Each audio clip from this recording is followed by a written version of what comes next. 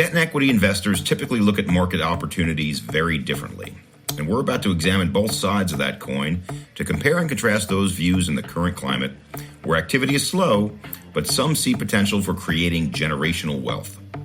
On this episode, a pair of veteran insiders from a major global firm, a debt leader, and an equity leader share their perspectives and what they see on the horizon. The returns are not quite that attractive in today's environment. And in fact, a lot of development doesn't make sense just given the economic outlook and fundamentals. But we're still bullish long term.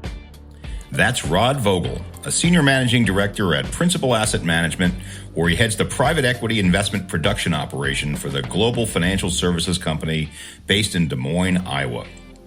A 35-year veteran of the company, Rod oversees acquisitions, asset management, and capital markets teams across all real estate, managing over $48 billion of assets for institutional and high net worth clients, foreign and domestic.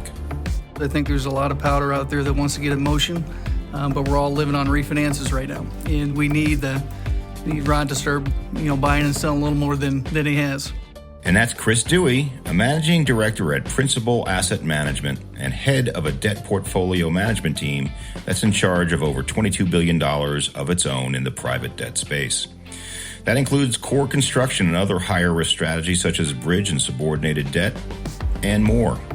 Like Rod, Chris has also spent his entire career at Principal, 32 years on the debt side and counting. Coming up, real estate, debt, and equity at Principal. Seeing the world from Des Moines, Iowa. Views from two sides of a massive overall portfolio at one of the most recognizable investment firms around. I'm Spencer Levy, and that's right now on The Weekly Take. Welcome to The Weekly Take, and this week we are taping live from Des Moines, Iowa. We're so delighted to have Rod Vogel back on the show. Rod, welcome back. Thanks, Spencer. Glad to be here. Welcome to Iowa. Thank you so much. Looking forward to the fair later. And Chris Duey, welcome to the show. Thank you, Spencer. For our listeners who want to understand why we're sitting here with Chris and Rod do two different things, even though they have the same business card. Principal has an equity side, which is Rod, debt side, which is Chris. And specifically, the equity side is less risk averse than is the debt side, which likes to get repaid with a certain yield over a defined period of time. The equity side, while they have all forms of equity capital from core to opportunistic, they're prepared to go out on the risk spectrum further to have less certainty as it relates to the timing, less certainty as it relates to the overall return, which is why the returns that Rod expects from his deals are significantly higher than the returns that Chris expects from his. So now let's turn to you, Rod. You were on the show 2.5 years ago, and we joked before the show, nothing's changed. But it seems as though things are changing every day. Big picture, how do you see the markets today? We're in a period of transition, Spencer. Private equity valuations are still murky. The valuation declines we've experienced are continuing, albeit they've slowed down if you look quarter over quarter, which we think portends well for the future of the market. But by the end of this year, we believe you'll see those valuation declines dissipate and into 2025 optimistic, where we'll again see positive appreciation in the U.S. commercial real estate market. So that's our current outlook at a very high level. Chris, your point of view, how do you see it from your perspective with a focus on debt? I think we're entering a new credit cycle. The last 2 years have been, transition is the right word, needed to see the values reset to the current interest rate environment. I think we've done that, or we're at least getting there across most of the property sectors. I think right now, for all of us on the debt side, it's more of a lack of transactions. I think a lot of us have more demand than we have opportunities coming at us to finance. Acquisitions are really slow. I think the total debt activity per the MBA last year was down 50%. So it's competitive for the right deals. I think there's a lot of powder out there that wants to get in motion, but we're all living on refinances right now. And we need Rod to start, buying and selling a little more than he has. Come on, Rod, get going, man. We're trying. I know it. So, Chris, let's talk about that. So we had on this show about 3 months ago Bob Ritchie, who runs America's origination for Lone Star, and he said the biggest problem in the debt capital markets is I guess the word he used was a logjam. That normally every year you get payoffs of 25 to 35% of your book. Last year you had payoffs of 10 to 15%, and so you have all this backup. And because of that, it's hard to do new loans without having fresh capital from repayments. Do you see it similarly, or is it a different way to look at the debt capital markets? No, I see it similar. I think a lot of the backup is probably more on the bank side, the debt fund side that had the short duration mortgages that churn every 3 to 5 years, the whole book's rolling over. I think in 23, 22, there are a lot of extensions in motion as we were working through that transition period. I think what I'm hearing, our lenders are getting a little more forceful to push those maturities, those extended maturities into the market. So hopefully that'll start picking up transaction activity for all of us. And if you're running a short book like a bank, you can start recycling the capital and get more active. I don't think the large money center banks are all that active today, but I think the regionals, the locals are starting to pick it up a bit. So I'm going to quote Rod Vogel and go back to your first appearance on this show. I believe you said that you'd been doing development here at Principal since you got here, and you were getting something, this was 2 years ago, 31% levered IRR over that period of time. Congratulations on that. I presume that's how you look at it going forward. Yeah, we look at it that way. The returns are not quite that attractive in today's environment. And in fact, a lot of development doesn't make sense just given the economic outlook and the fundamentals. But we're still bullish long term. The U.S. population will grow, employment growth. It's going to require new development. And right now, this year, we'll probably do $1.5 billion of new development. A typical year, we may do $4 billion. So it's down dramatically, which, again, given market conditions, makes sense. The majority of what we're doing is industrial or data center development right now. Well, it makes sense for a lot of reasons, not just because of the high cost of construction with labor and interest rates, but actually, fundamentally, industrial's gotten a little softer. We certainly have seen the declines in certain markets, and the softening of the development pipeline is going to help your existing product. Absolutely. I would agree. Vacancy rates for industrial are up 200 or 300 basis points, depending on which market. Still the overall U.S. market's maybe 6-7% vacant, so not in bad shape, but, coming off 3-4% vacancy rates. What that's translated into is softening rent growth, right? We knew 10, 15, 20% rent growth per year wasn't sustainable. That market is adjusting. As you well know, there's been tremendous amounts of new supply. Looks like new permits, new starts are down dramatically, and so I think that sector will fare okay. It's in a period of transition, as we talked about, slowing rent growth, but overall fundamentals still look pretty bright. Chris, let's talk about some of the debt deals that you're looking at today. I think it's fair to say everything that you said at the beginning about the logjam in the market, about hard to originate new deals, but we are seeing, and surprisingly in the multifamily sector, quite a bit of need for refi activity because of many of these groups bought deals in 2019 to 2021 vintage. They're seeing their hedges come due, and it's very expensive. Are you seeing a lot of that, or what asset types are you seeing the most opportunities today? I'll answer that question first, then I'll go backwards. Yes, we are seeing that type of multi-family profile where what we've seen is more development deals come through the banks, come to maturity. They got an extension last year. Now the bank's saying, we're serious. You really need to get off their book. So we have a commingled debt fund that's been happy to pick the ones we like the best. We don't have unlimited capacity, but we've circled 4 or 5 in the last 2-3 months that are extremely attractive from a quality standpoint market. They're brand new. They're stabilized. They need to turn that rent roll a couple more times before they get into the sales market or the permanent finance market. But those are terrific investments for the fund I mentioned. Most of the flow, at least up to recently, and maybe it's an anomaly, has been multifamily, has been industrial product, whether it's for the core fixed rate client programs that we have or for the construction programs that we've been running. Here recently, we finally got some quality anchored retail to come through the door, and we circled 3 deals last week, which is fantastic. We can't do everything in multifamily and industrial. We need diversification. So whether that's a blip or not, I don't know, but it was kind of a welcome relief to do something different. And as Rod mentions quite a bit here internally, retail has been a strong performer. I think collectively, the industry, we all threw it in the penalty box for probably too long. And then, of course, COVID hit and had to see how it was going to perform. And if you have the quality retail properties, it has performed extremely well. Yeah, Chris brings up a good point, Spencer, on the multifamily sector where we're benefiting too. And what I mean by that is that not all those deals can be refinanced because there's a big equity pay down, right? You develop a deal in a 3.5 cap market, you think it's going to sell, 4s maybe, but your return on cost is high 4s or 5. Well, today, that's the cap rate, right? So valuations have been hit.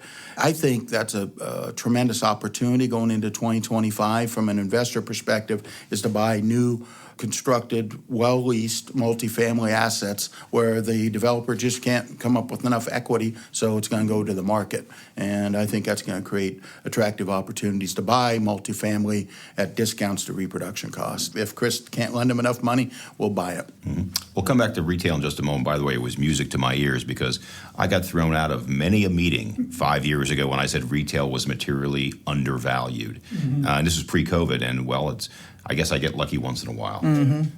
Well, we had to fight through the e-tail, the Amazon risk, right? And that brought up the big question mark, who's going to survive? Amazon's going to wipe everyone out. And that, of course, didn't happen. And then COVID. We had to work through the COVID, and retail did do well. Before you move on, I should say, I think the next opportunity for the debt fund I mentioned, I think there's going to be a wave of industrial that comes at us.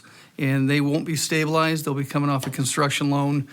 Because of softness in particular markets around the country, they may only be X% leased, but they're really high quality product, and it may take the developer to pay down the current loan a bit to get a new refinance. But I think we're going to try to ride that wave for a couple years. That'll be the next chapter, I think, for our debt fund. Mm-hmm.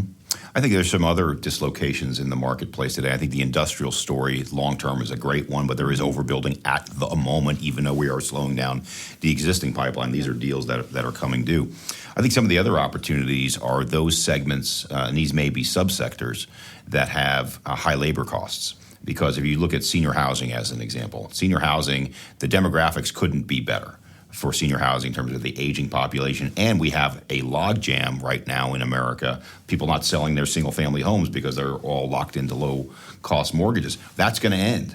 People are still going to get older, and then labor costs are going to stabilize. Mm-hmm. When you see all three of those things, maybe senior housing looks better in the future than it does at the moment. Yeah, I think you're right. We've studied Rod's equity in our debt teams came together. We've got a task force just on senior housing, and we probably started looking at that. It was pre-COVID for sure. Worried about supply at the time, right or wrong, that was our thesis, so we hit the pause button. COVID hit. That kind of wrecked the industry for a while. We need to figure out, they keep moving the puck on us. The average entry age into a senior housing keeps moving a bit, with better health and medicine and what have you, and people really don't want to move unless they have to. We'll get there, and at least on my team, I got lucky and hired a portfolio manager a year ago or so when he's got senior housing experience. So I've asked him to kind of dust off his experience and start educating us a bit. He was more on the finance operations side. So I think we'll get there. We just got to find the right entry point. There's so much innovation that's happening today that we say, well, what does that have to do with senior housing? So the show last week was about affordable housing, and one of the innovations they had were single-family homes. The thesis was that if you take these single-family homes and you break them up, basically rent them out by the room rather than renting them out by the house. There are other issues that come along with that, but I think if you start looking at things that are operational today that weren't operational before, because that's kind of what happened with single-family rental. That happened with BTR, where it used to be 10% operational costs and it just didn't make sense. Now the operational costs are down near multifamily, makes sense as well. Absolutely. Student housing did the same thing. You went by the bed and rent per unit doubled, and someone had a really good idea. Breaking it up is a good idea. Mm-hmm. Being more efficient is a good idea. It's sort of like Uber and real estate, and people, these ideas, they all are kind of like a seamless web once you apply the same principles to what we're trying to do today. So let's go to data centers. I'd like to know, where are you building them and why? Because I think the footprint of what would be considered institutional grade data centers doesn't necessarily have to be in the hubs of Northern Virginia, New York, Dallas anymore. What do you think, Rod? We have been active in that sector. In fact, we developed our first data center in 2006. So we've liked it for a long time. Certainly in the last 5 years, the demand has exploded. Supply has been anemic, and the fundamentals, space market fundamentals, are tremendous today. Today, we have over $3.5 billion of data centers and growing. All of ours have generally been spec development deals, a few value-add acquisitions, buying vacant buildings, repurposing them. And we've experienced tremendous demand. Initially, to your point, we started out in the major markets, right? D.C., Chicago, Dallas. But that market has expanded widely. I mean, Phoenix now is a huge data center market. Atlanta, Portland, we're in those markets. And then even Des Moines, Iowa. They're going where there's power. Which is really a key thing right now, and lower risk of weather events. But power is really a key driver for them. Water availability is a key aspect, and that's really only been enhanced by the demand of AI. We're focused mostly on the hyperscalers. You'll see them announce every week they're buying land and going to build, but it's an insatiable appetite, and as soon as we can build them, they're going to lease them. So we're really excited about the sector. These deals are getting larger and more expensive, talking about costs, and so that's impacting some investors' interest in it. A, they're just not large enough to do them, or B, they're concerned about the liquidity and the exit, which is a fair risk to analyze. But I think there's a pretty strong runway from a supply-demand perspective, and more debt capital is coming into the space, which has been probably one of the more challenging aspects of developing these, is accessing debt capital. I'm going to push the hypo just a minute because there's an area that I talk about a lot, which is manufacturing, good old-fashioned manufacturing. And one of the gaps in our industry I've found is most of our institutional clients don't like to invest in manufacturing. And they don't like it because it's purpose-built, very expensive, often in a tertiary location.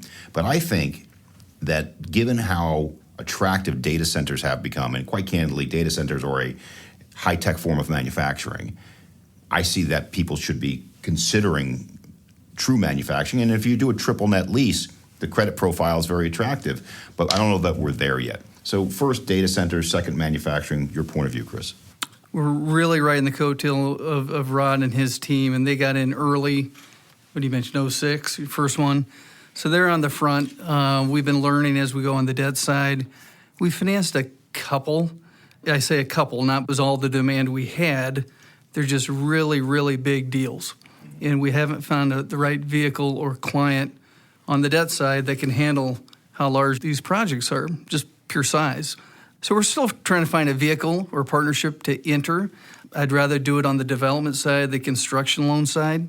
I think we could get paid pretty attractively for that at a loan to cost that looks pretty safe. And frankly, I'm not smart enough on technology to really underwrite an exit 10, 15 years down the road. So I'd rather stay short, get paid, let someone take the permanent run on it, and call it good. Interesting comment here, because I see, and again, this is not like Family Feud where we're going to have Chris and Rod duke it out over data centers. I hope not. He'd kill me. But we have had on this show this very same debate where we've had clients of ours that have the equity side is all in and the debt side pulls back. And one of the areas is triple net. The comment was that a client of ours will do as many triple net equity office deals with good credit as they can, but the debt side won't touch it. And I'm seeing a similar type of debt's not ready yet while the equity might be. Is that a fair way to put it? In terms of data centers? In terms of data centers, like you're still coming up the curve. Yeah, I think the debt side, where most of us are trying to come up the curve and really get educated around the sector and the drivers. I mean, we all understand power is the driver and redundancy and all the buzzwords, but part of it comes down to, well, how do I get out? On any debt investment we make, I tend to say, we can get into any deal we want. How do we get out? So the exit's really important. And the size and the technology and the Moore's Law and all the stuff we learned about years ago, the exit's hard for me to get my head around. doesn't mean it's not an attractive investment. You're getting triple net leases from credits that are pretty incredible. It's just how do I get paid off? And I don't think the equity guys started out to cut you off. I don't think Rod's going to borrow from us and say, well, let's do a fully amortizing loan around this 15-year lease to this A credit. That doesn't serve what he's looking for. His leverage returns need to be higher than that. So we'll get there. We'll figure it out. The one thing with data centers, which is really interesting, is I think part of us on the debt side view it as infrastructure. So the infra funds and the ABS financing, they can handle it no problem. The pure real estate shops, we're getting educated. And you're seeing more and more of the pure real estate shops getting into it, but you're correct. It's a clear tweener between real estate and infrastructure. Absolutely. And it's interesting, Spencer, to your point about, of course, Principal's big lender, big private equity investor, and Chris and I both sit on our investment committees, and there'll be transactions in there where I'll say, I like this deal a lot as a lender. I wouldn't want to be the equity investor, but I love it from a debt perspective, and we had that deal in last week. That was the same way. And so, the Principal University, when we train our new people, it's the same, whether it's debt or equity, right? The blocking, tackling is the same, but then you get specialized into debt investment or an equity investment, and that's where there can be a difference of opinion and a perspective of why I like to make an equity investment here or a debt investment, and having both a lender and an equity owner perspective, I think, helps us make hopefully better investments for our clients. Well, let's talk about where we are in the market cycle at this moment. And I think it's fair to say that there's more of a dislocation on the debt side than there is on the equity side. But today, has your cost of equity gone up because of the dislocation? Because I know the cost of debt has gone up, but has your cost of equity gone up? It has. Yeah, it certainly has. Debt drives equity prices drive valuation. So we've adjusted, and that's one of the reasons transactions have slowed down, right? This bid-ask spread between buyer and seller. It's all due to where interest rates are at today, and people trying to guesstimate where the 10-year Treasury is going to be. Dropped down to 3.7 last week for a bit, right? And then everybody's pretty excited about, 5 cap looks pretty good. But if you think long-term, the 10-year Treasury is going to be in the low 4% range, cap rates need to adjust further than where they're at today, and I mean upwards, to get an appropriate spread to take that additional risk. A lot of the stuff we're looking at today, Spencer, like I said, if we're buying a multifamily deal, the cap rates are in the 5s, right? I think they should be in the 6s maybe, given 10-year Treasury, but they're in the 5s. The argument we make is, look, I'm buying this at 70 or 80% on the dollar relative to reproduction cost. And with that, I should expect and probably will get above inflation rent growth, right? So I'll get that 5 up into the 6s in short order. And that's what we're looking at, is when do I get that spread on the return on cost equal to where it should be, a couple hundred basis points over the 10-year Treasury. And if I can get that in 3 years, we'll make that investment. We are doing some all-equity deals because the cost of debt capital is pretty high, right? You almost have a negative leverage scenario. So we're seeing clients willing to just do all equity and wait for that return on cost to go up or the cost of debt to come down. But we're in that transition period where I think one or two things has to happen, and cap rates go up a little bit more, or you make the bet that interest rates are going to drop below 4. So your economists are predicting it'll be in the 3s, mid-3s over the next few years, which certainly plausible argument for that. If it is, real estate's priced pretty well today. So, Chris, Rod just expressed a fair deal of optimism about certain sectors where he's willing to go out on the risk profile, even if maybe leverage would be dilutive. So my question for you is, how many of the borrowers that you're seeing are willing to accept negative leverage? And for our listeners, that means that the cost of debt is above your cost of buying the asset on a yield basis. Haven't had to really answer that too often because acquisitions are down quite a bit. So it's been mostly refinance. Now, where we do have to answer that question is on the construction loans we bring into committee. And I always have to say this just because I scratch my head, but if we're going to do a construction loan at SOFR plus 350, you're mid to high 8s, maybe sniffing 9% on the coupon. And the return on cost, it's a legacy land basis from 21 or 22. And on their numbers, they're going to build it at a 5.5 or a 6, and they're paying us 9. And I know the SOFR curve will give them some relief, but then we have a SOFR floor in there, so it's negative leverage all the way through the construction loan. But they're sitting on a legacy land basis that the IRR ticker's going, so we got to get moving. So they take it, they eat the negative leverage for a 3-4 year construction loan, and they live another day. So that's really where it's showing up until acquisitions really crank up. So far, it's been on the construction side. So let's stay on construction for just a moment. And you just gave a very ballpark estimate of cost, call it 9%. What loan to value are you seeing on those types of deals, and what's the quality of the borrower? Quality of the borrower is quite high. A lot of these deals do have institutional equity partners. Loan to value, I'll focus maybe on loan to cost. Say 60% and less loan to cost. And where was that at the peak of the market? 65, high 60s. And where was the cost? Spread-wise, 250, 275. So the spread is about 75 to 100 basis point wide of where it was at peak. And the LTC is down 10 points plus. I keep telling them, Rod and I will talk, we're in a Goldilocks period for us on the construction lending side. I don't see us getting another combination of loan to cost, meaning de-risk loan positions and these outsized spreads.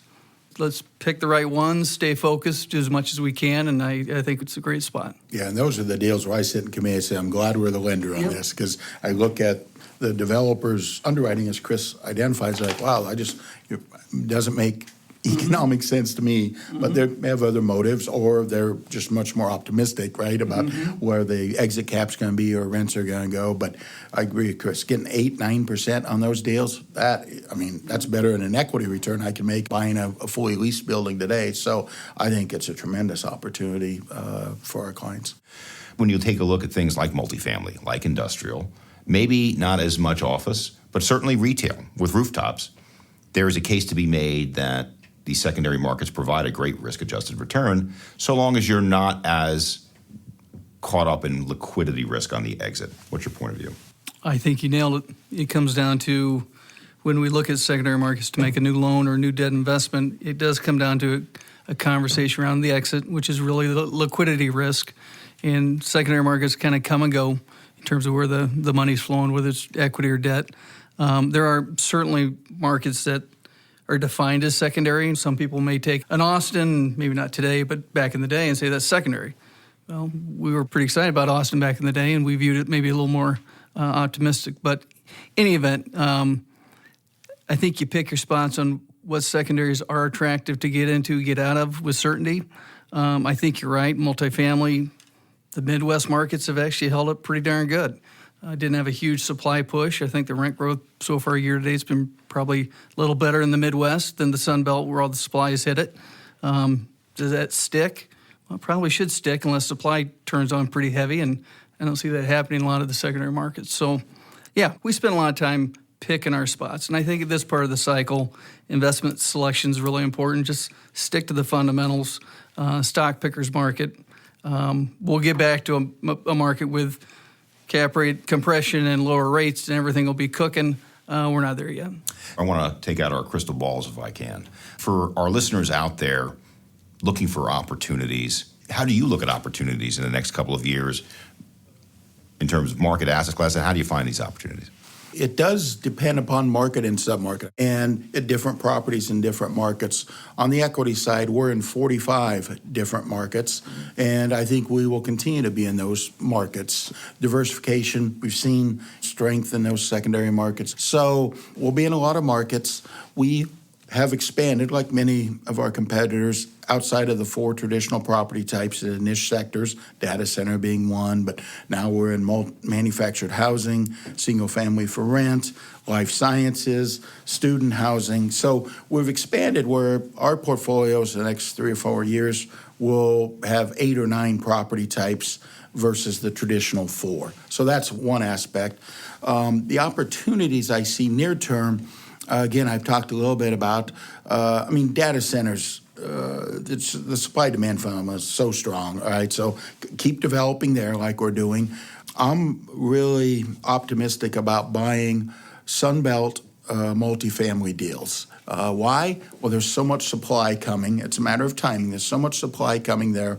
You're going to see concessions, rent decline, vacancy rates go up, loans coming due, that I think it's going to be the best buying opportunity on the equity side than we've seen in 10 or 15 years. New product that's, again, as I said earlier, it's 15, 20% below reproduction costs. We know what reproduction cost is. We're building it. And we got some of those deals ourselves that we got to recapitalize.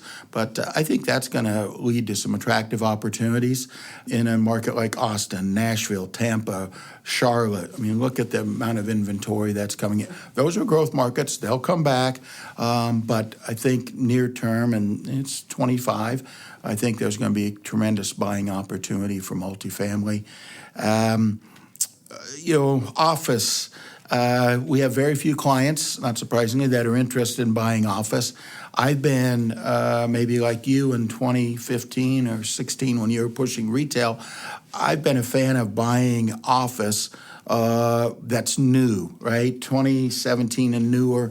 You look at the statistics, that quality of real estate's holding up. We own a lot of that. It's holding up, right? Tenants are moving there or they're staying there. And so there you can buy an office building. If it's vacant, which isn't really my preferred, I'd rather have a leased building that's new that you can buy probably 60 cents on the dollar. The vacant ones, you're buying them, 10, 20, 30 cents on the dollar. A lot of our clients still hesitant to do that. They're working through their office portfolio. But if you're an investor who doesn't have office exposure, it's a contrarian play, but I think there's some really going to be kind of generational wealth type of opportunities created in that sector in the next 3 to 4 years. I believe more and more companies are going to require employees back in the office. Principal asset management, 4 days a week we're in the office. That may never go to 5, but you still have a lot of companies 2 or 3 days a week. I think they're going to grow to 4 days a week. I think that's going to help the demand side of office, but really selective. You got to pick the right spot, the right asset. But I think that's another potential really attractive investment opportunity. And Chris, same thing from the debt capital market side. Where do you see the best opportunities? Property sector market-wise, I agree with everything Rod said. I'd like to figure out how do we participate in data centers on the debt side. We'll figure it out. It's just a size thing, and we got to get the right partners put together on that front. On the debt side, credit cycles, vintage years, if nothing else, the last 5 years, it has really solidified vintage does matter. And I think with the valuation resets, I think the 24, 25, 26 vintage debt deals, whether it's core or it's something in a higher yielding strategy, are going to be extremely attractive. I think the exits on those loans will be pretty easy to get your head around. Office, I agree with Rod on the return to office. In 4 days is probably where we settle, at least at a high level across the country, and that's okay. 2 or 3 is not okay. That demand function is hard to underwrite with any conviction. We don't have any clients looking for new office. We got to see some poking at me a bit to think about it. And I suppose we're starting with 0. Okay, we can do that, but we're not starting with 0. We're starting with certain exposure already. So we'll get there. That's just got a longer tail to it, at least for me to get my head around the demand side. The tenant procurement costs are a killer. It can't be a 5 or 6 year break even on a 10-year lease. That doesn't work whether you're a lender or on the equity side. But things will reset. I think it'll be the have and have-nots. I think everyone's saying the same thing there. But in the haves, if we can get paid for it, at some point we're going to consider it. Well, on behalf of the Weekly Take, what a great conversation. Rod, first of all, thanks for coming back. Rod Vogel, Senior Managing Director, Principal Asset Management. Great job, ×2. Thank you, sir. Appreciate it. Well done, Rod. And Chris Duey, first time on the show. Great job. Senior Managing Director, Principal Asset Management, right here from Des Moines, Iowa, home of Caitlin Clark. Thank you, Spencer. We hope you found this perspective on the business as informative as I did. And if you're wondering if I made it to the Iowa State Fair while in Des Moines, you bet I did. And I met a champion pig named Finnegan and tried to guess his weight. That is the kind of hard-hitting information we're happy to share if you just ask by using the Talk to Us button on our homepage. Of course, we'd like your real estate questions and comments too. So please visit our website, cbre.com/The Weekly Take.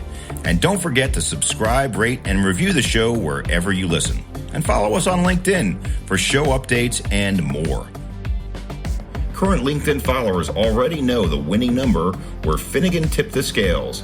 It was 1,420 pounds for those of you keeping score at home.